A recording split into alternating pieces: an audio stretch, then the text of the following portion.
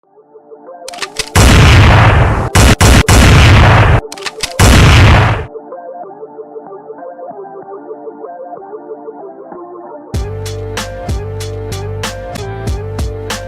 everyone, welcome to Tactical Safety. Today we're going to talk about this incident that happened in Detroit a couple of days ago where a man was sitting in his house and someone was attempting to break in his house and it busted out a window and he shot the guy and killed him. Check this out. That's right, Tara, and I had a chance to speak with that homeowner this evening. He says he's lived in that house for the past 20 years and 8 years ago decided to buy a gun. Now he's taken some lessons on how to handle that firearm, and today those lessons were put into action. I had to do what I had to do to save my life. Meso Jackson awoke around 4:30 Tuesday morning to a man pounding on his door and yelling. Parts of the encounter captured on his Ring doorbell camera at his home on Salem Street on Detroit's west side. Talking about somebody owe him some money or something. I say, ain't nobody owe you no money. I don't know what you talking about. Jackson says he tried to reason with the man from inside his house. He wouldn't leave, so I dialed 911. While he waited for police, he said things escalated from there. He went around the window back there and bust that window out. Fearing the destruction wouldn't stop, Jackson then armed himself. Came outside and said, man, you gotta leave. You can't be doing this. You can't be doing this. So you gotta leave. So he had his gun. He had reached for his gun. He pulled his gun out, and I had to defend myself. So I had to shoot him. I did because of that. Firing 4 shots, they hit the man in the chest, killing him. It was me or him at that point. I didn't want to hurt nobody, but he just wouldn't quit.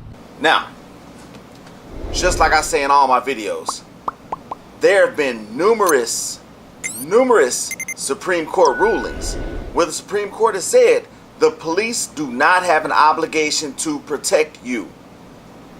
He called 911. Before the cops could get there, he had to kill the guy because the guy was in the process of breaking in his house.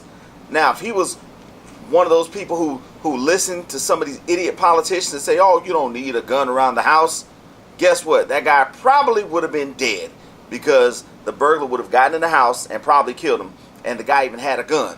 Like I said on other videos, your personal safety and the personal safety of your family is no one's responsibility but yours.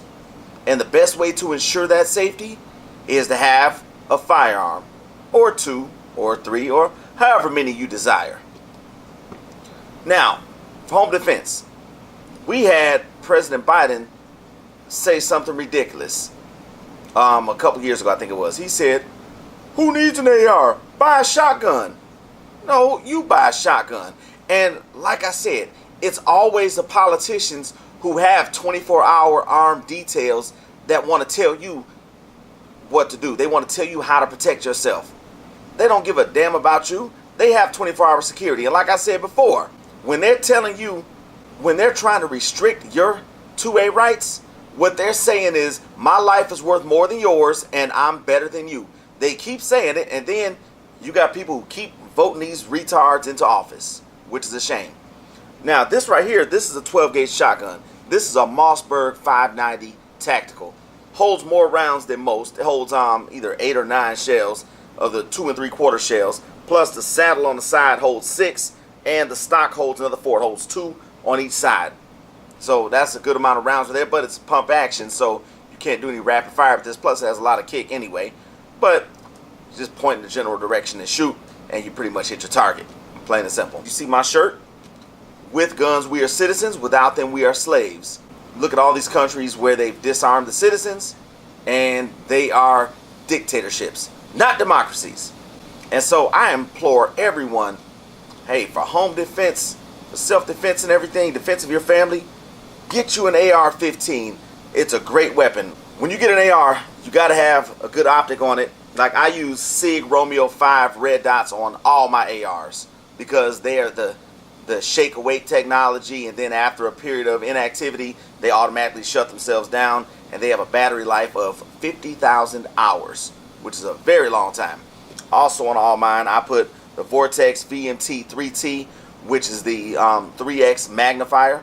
And the cool thing about these magnifiers, I said, they flip out to the side. I reverse my mount because I'm left-handed. I like mine to flip out to the right because of the fact that you see I have offset iron sights on mine as well. And another thing you have to have, you must have on the AR is a good light. You gotta have a light, because you can't shoot at what you can't see. But like this guy, he shot the burglar. He shot him 4 times, center mass. Now, look at states like New York. You have these idiots there who say you can't have more than 7 rounds, which is absolutely ridiculous. He shot the guy 4 rounds.